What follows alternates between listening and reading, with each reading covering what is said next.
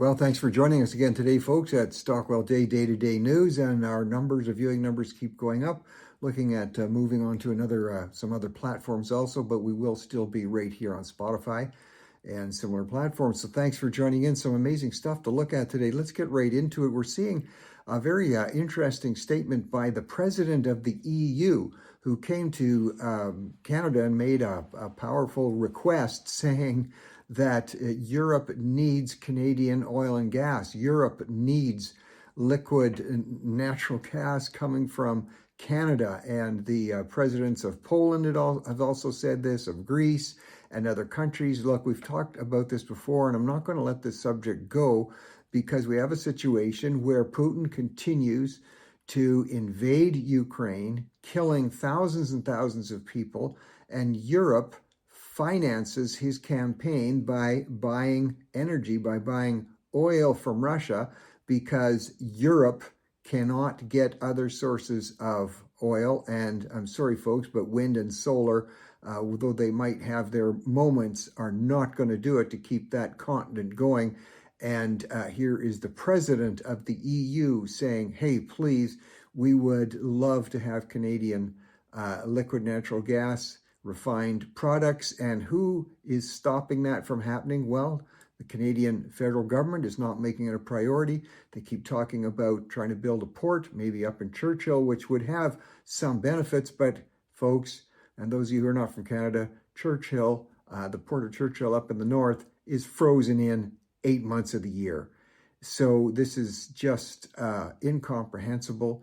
And you see we continue to put pressure on the Premier of Quebec in terms of the fact that he still allows Saudi oil to come into Quebec, but will not say openly that Quebec would allow safe pipelines to come through Quebec so that liquid natural gas can get to Europe, get to Africa, reduce poverty, reduce emissions globally, all because the Canadian, unfortunate Liberal government is still beholden to the unscientific bullies who are out there, people like the CBC News and people like Greta, who continue to use their bully pulpit to have unscientific approaches to what could be done to really help the whole world with Canada's refined energy products. Let's hope we see some changes there. There's also a report out just yesterday, and you should take a look at it. You can Google this in terms of the frequency and the intensity of the storms that we hear about all around the world. And some of these are very serious, of course. But historical analysis now showing that really there is no negligible increase in either the intensity or the frequency of storm activity, though because of the fact we have incredible reporting capabilities and being able to use drones and other things to report storms and report fires in a way that was never able to be done before. It seems like there's more. There's actually not. It's about the same. And also still we see governments not announcing significant steps in terms of when they catch arsonists. And even those on the extreme left who are reporting on climate problems are admitting that the majority, not all, the majority of forest fires, for instance, are human started, and a significant portion of those are coming from arsonists. And governments refuse, when they catch these people, refuse to put them in jail for life or even announce that that's going to be happening. So a number of fascinating things on the storm frequency front, so-called. And another area where we continue not to see any progress from mainstream media, and I've brought this up in the last few days, I'm going to bring it up again. It was not that long ago when we heard, several months ago really, the horrific reports about, supposedly about a young Palestinian boy, apparently 5 years old, some said he was 8, being shot and killed by the IDF just for the crime of trying to get food in Gaza. And that account has now been thoroughly, completely, 100% debunked, proven to be wrong, proven to be a lie. They found AMIR. He is alive and well. His name actually is not AMIR.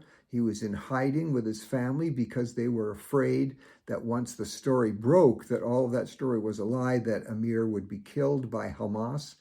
And still, we have organizations like CBC in Canada, other major media organizations around the world that are not reporting this, which has now been seen to be one of the biggest frauds of the entire war that's been going on between Hamas and Israel. A gigantic fraud, nothing being done to the person who perpetrated the fraud, and even people like Tucker Carlson, as of yet, not reporting that this was a giant fraud. And he was one of the people, Tucker was, who had the so-called soldier on, who said that he saw it, and now the whole thing has been recounted. You know, media wonders and critics wonder, why don't people have faith in mainstream media? This is one of the reasons.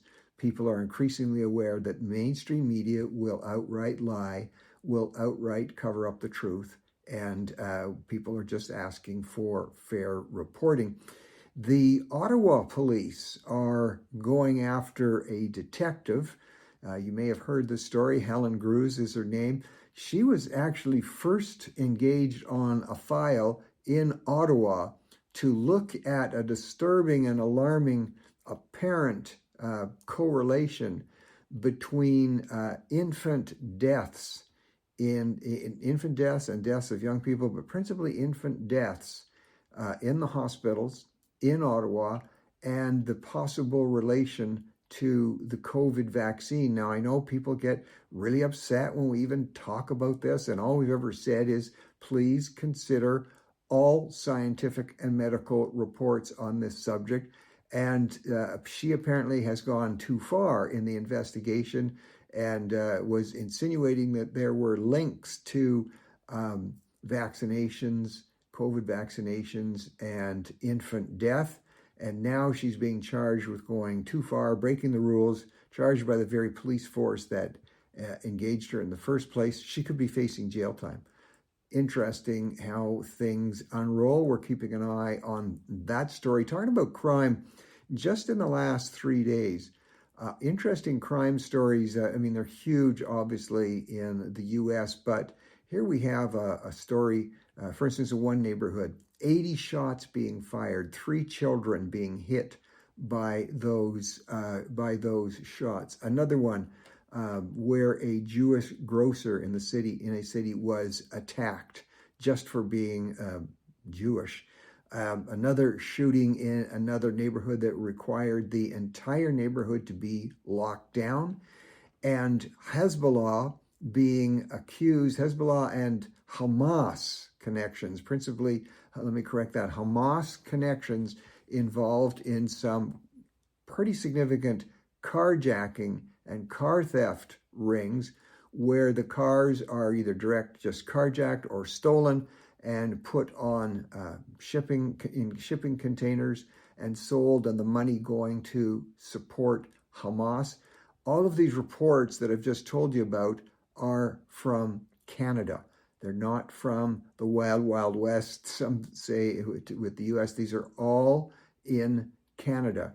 And today we have an announcement from, I think a sad announcement, the town I was born in, Barrie, Ontario. The mayor there is declaring a state of emergency in the city of Barrie because of the huge amount of problems relating to the so-called homeless, the tent cities, crime on the streets, out of control drug offenses. And we need to know, and I know this sounds political, but the undergirding of this is a basic worldview or philosophy of small L liberals and the large L Liberal Party, that these problems are people doing wrong things. It's not really their fault. It's just the result of institutions that we're all born happy and free and peace-loving. We're born that way, and it's the institutions of society that warp us. And so how can we put people in jail when it's not their fault and it was just various social institutions that made them do bad things? You know, that's a basic philosophical worldview. And people, I think, need to realize that human beings, when we're born as babies and infants, we are naturally self-centered. We want things for ourselves. It's called being selfish. A baby will cry, scream, and demand to be fed, to be changed, or whatever it is. A young child has a little compunction. If they see another child with a little toy, they will take that toy. And we are from birth self-oriented, selfish, self-centered. And it's only the teaching that we receive in our families, hopefully, um, religious institutions, cultural institutions, that work against and help to uh, put into the right direction the hearts and minds of us as human beings in terms of our self-interest. So when kids are raised and none of these elements are put in place in terms of teaching them that just grabbing and smashing what you want is not the right thing to do. If those elements, those persuasive and hopefully loving elements, are not involved in the life of a child, that child will grow up, continue to be selfish, and that will result in violent forms of selfishness. So when people have a serious record, a multiple record of crimes being committed, laws being broken, people being hurt or killed, and the justice system, the judges keep letting them out, that's because the justices actually have a worldview that people are basically good.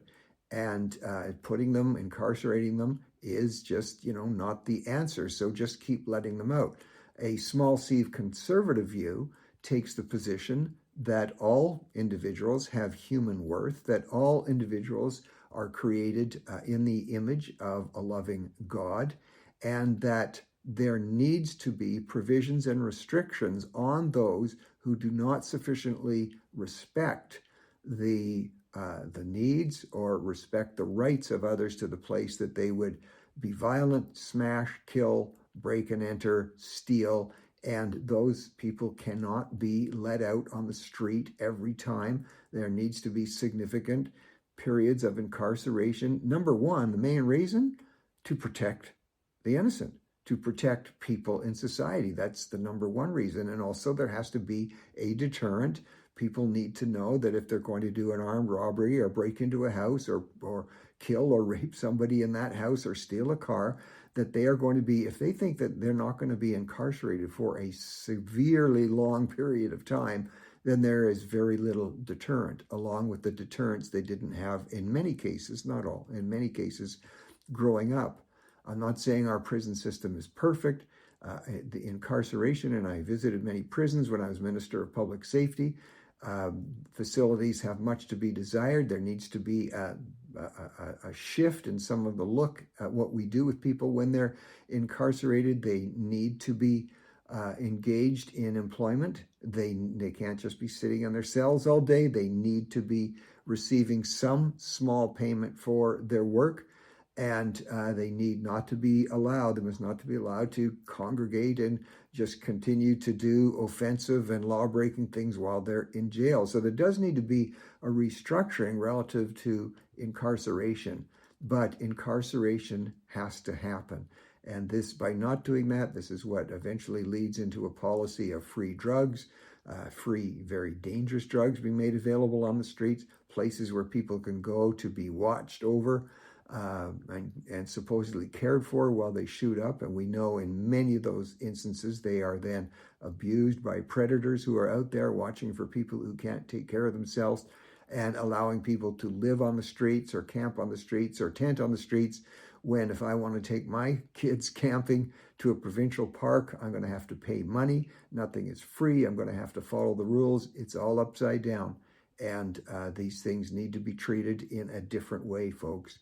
This is why if you continue, I know this sounds political, but if you continue to elect people who have this view of the world, the problems will continue. It just needs to change. We do look to cultural and our sort of cultural icons and idols, as we call them, for inspiration, and maybe that's the wrong source and wrong place to be looking in terms of Hollywood and similar venues. But I want to give a little thumbs up to Dwayne Johnson. He just got huge reviews. I haven't seen the movie, called The Fighting Machine. That was at the Venice Film Festival. And he's now going into another movie where, and of course, The Rock, Dwayne Johnson, as we all know, multi-muscular guy, very big dude, is now in the process of taking on a role where he needs to be very skinny and very frail, and they're not going to do it with AI. He's actually going to lose a ton of weight and become a very different looking individual. So there's a person committed to his craft. Let's see how that works out. 1,300 Hollywood personalities just signed a statement against Israel, going after Hamas, against Israel wanting to eliminate Hamas.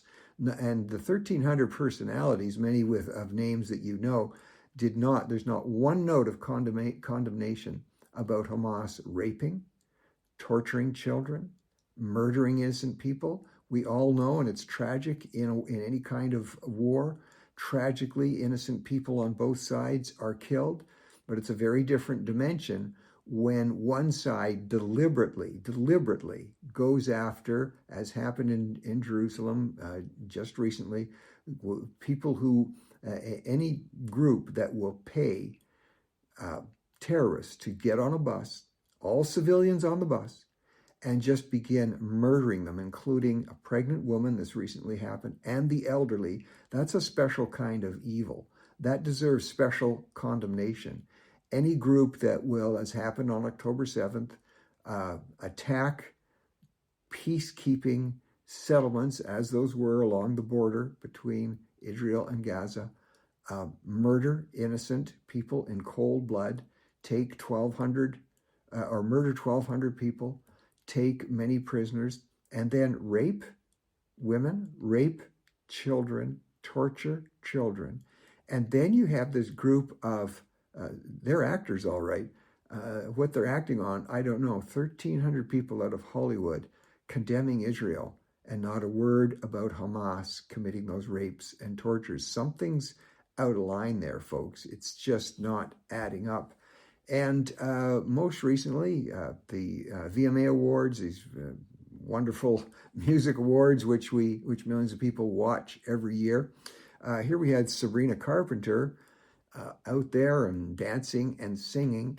And on the stage with her are many members from the trans community. And I certainly believe in the rights of people to identify as they wish. With the trans community, she is up there, Sabrina, singing and talking about the wonderful, peaceful trans activists. And her timing, I might suggest, is just a little bad on this, right after the Minnesota shootings, the murders, where it was a trans individual who did this, and he, she, whichever pronoun is being used at the time, in their own writing, they said that they regret becoming trans. And we're seeing, as we look into many of these mass murders, a disproportionate number of them are transgendered individuals. It's not a hateful thing to say that. It's just saying that when you have somebody who's on massively subscribed drugs to deal with things like depression, and you actually allow them to have firearms in the midst of their anxiety and depression, you're going to get bad things happening. Very sad that Sabrina would talk about peace when this mass shooting in Minnesota just taken place by a trans individual, and she just recently put on quite a display inside a church that was denounced by the church as being awful, as being not recognizing the rights of the people who worship there. So she's quite an activist in herself. Now, I want to contrast that with this recent story about a well-known author, Malcolm Gladwell. He is Canadian, very well-known author, works in the U.S. for major media publications. He's written a number of books. One of those books I read years ago, was very impressed by it, called The Tipping Point. Some of you may have read that. And he has just come out, if I can use the word come out, expressing deep remorse that for years he felt bullied into not being allowed to speak up on what he had seen and what he sees every day related to the transgender. We're talking about the radical agenda, not talking about people who are identifying themselves a certain way. We're talking about the radical trans agenda. And Malcolm Gladwell also talked about this ridiculous and horrific trend that has developed where a man, someone who's born a man at birth, can go now into the washrooms, shower rooms, bathrooms of women and girls, where women and girls are told they're not allowed to speak up against this. They're not allowed to expect private spaces. Malcolm Gladwell also talking about that. And he's asking his fellow journalists and fellow media friends and colleagues to speak up against this.